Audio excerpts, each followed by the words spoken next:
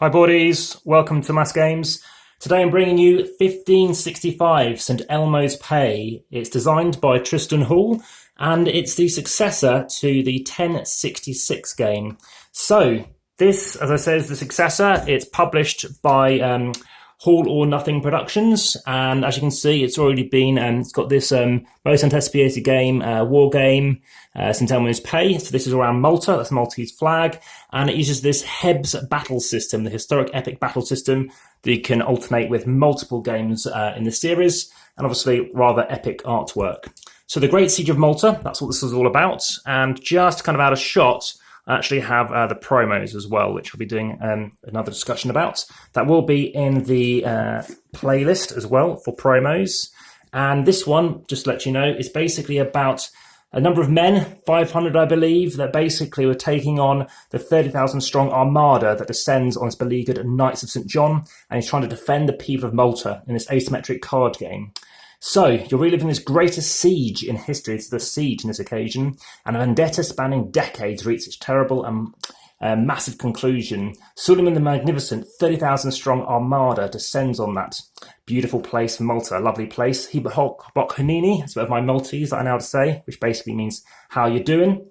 And in this card game, which takes 30-40 minutes, you can play it solo. It's a 1 to 2 player game. So this will be going in the solo playlist as well. And I did actually undo this in advance, but this slide still needs doing. And let's have a look inside. So again, if you are very interested in seeing how to set up, play and review this game, then please hit the subscribe button if you haven't already. I'm actually using a different tripod, so if you see it wobbling a bit, please let me know, because I'm using a gooseneck today. And, let me just get it up. So this is for 10 players, 10 ages plus, and it's about 30 to 40 minutes. Basically, you're talking about hand management. It's a card game, obviously it's Renaissance, and war game is the history. It was a Kickstarter, and there's a new Kickstarter coming out on my birthday, this Friday, March 19th.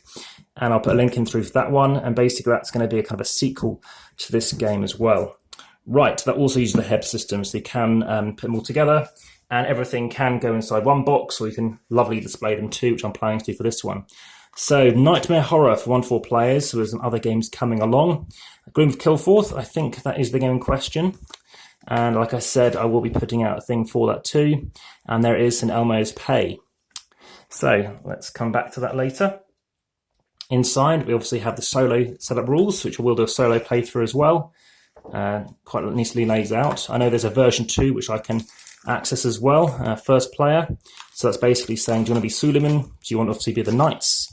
We might just punch something out here. It's interesting how they've got that laid out. Looks like you chuck everything back in the same bag, which is quite effective. And yeah, so this is this vendetta we're trying to deal with. It's an asymmetric, competitive, tactical card game. As I said, it's successor to the award-nominated 1066, which I kind of rediscovered knowing it came silver in the best board game art of, I think, 2019. It's the 2020 release. So let's chuck out these tokens here. And again, you're trying to destroy the frontiers of enemy troops at the Siege of Malta. A number of different counters and coins here. Let's have a quick look at these. So here we go. Quite nice pieces. And let's see if there's a thing showing you what the pieces are. Can't easily see it, but obviously there's still stuff to go through. So we've got more pieces here, probably representing the other army. And yeah, Tears to Many Mothers is that Normandy invasion battle, 1066. There's an 1815 as well, with Napoleon, which actually could be the latest one. Got different rounds, so again, you can have different levels to play things at different complexities, more bags to chuck in those Maltese counters. Then we've got the various decks as well. Again, please hit that thumbs up as well. These are some replacement cards. So basically, yes, if you have a first print run, you can have those in there. So I won't need them. Although let's have a quick look at the art. But again, please hit the thumbs up button to show me if you're enjoying the content. By all means, please share. Check out that description for anything else I chuck in there. And if I've missed anything off, please check out the comments where, of course, either I can add something or you can, and I'll reply very quickly.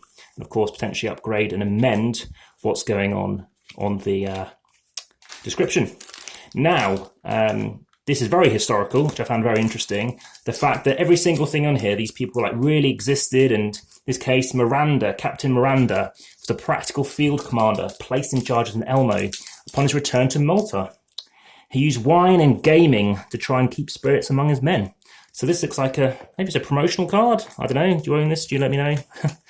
Aside from that, we've got some battle summaries. This looks like it's the Ottoman Empire trying to reclaim Malta. Of course, you've got the Moors as well in Andalusia. Fantastic place to see those lovely castles, those castillos. And again, I need to get into this. Let's use this to do that. It does have a tab, but this is more brutal.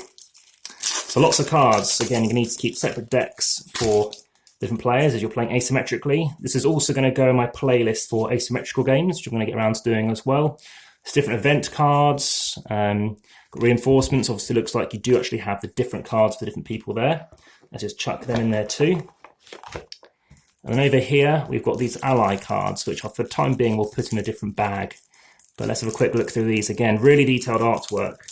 So just a little about the artist. It's the same artist who has done the other games in the series for All or Nothing Productions.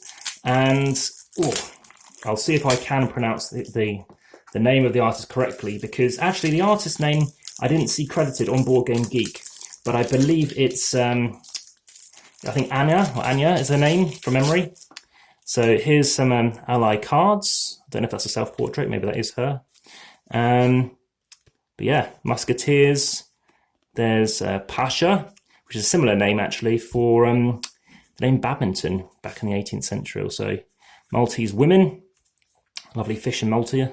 Okay, very nice cards. And again, at the siege, as the siege war on, the galleys moved to intercept boats. So there's a big history lesson in this game as well. So that's just like an overview, as I say. So a teaser, promo, unboxing, and the reason why I do that as a separate video is lots of people want to see them. They want to see what the game looks like. They don't necessarily need to know the review. They just want to see what it looks like. And ultimately, I'll be getting back in touch and getting a video uploaded. So again, subscribe and you'll be able to see that first. And I look forward to knowing what you think about it. Lastly, I'm just going to chuck these pieces back into this bag here, which represents those pieces which have first player mark on, etc.